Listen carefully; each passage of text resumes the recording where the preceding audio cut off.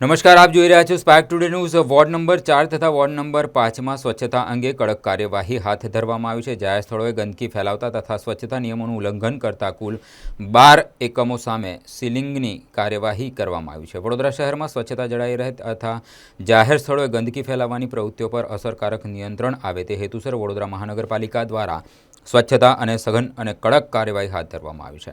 વડોદરા મહાનગરપાલિકાના પૂર્વ ઝોન હેઠળ વોર્ડ નંબર 4 અને વોર્ડ નંબર 5માં જાહેર સ્થળોએ ગંદકી ફેલાવતા તથા સ્વચ્છતા સંબંધી નિયમોનું પાલન ન કરતા કુલ 12 એકમો સામે સીલિંગની કાર્યવાહી કરવામાં આવી છે। ખોડિયારનગર રોડ પર ડીમાર્ટની આસપાસના વિસ્તારમાં ગંદકી ફેલાવતા તથા સ્વચ્છતા અંગે નિયમોનું પાલન ન કરતા એકમો સામે પૂર્વ ઝોન દ્વારા કાર્યવાહી હાથ ધરવામાં આવી છે।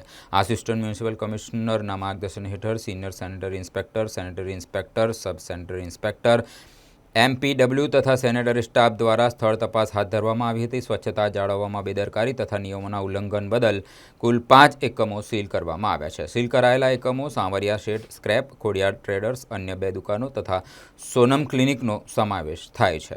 વોર્ડ નંબર 5માં 7 એકમો સીલ કરવામાં આવ્યા છે, જેમાં સૌરાષ્ટ્ર પાન એન્ડ કોલ્ડ ડ્રિંક્સ, રજવાડી ચાય, સુરતીલાલા આલુપુરી, સૌરાષ્ટ્ર પાન, બરોડા સેન્ડવિચ, રજવાડી ચાય તથા સાગર પાન પાર્લર સામે કાર્યવાહી કરવામાં આવી છે।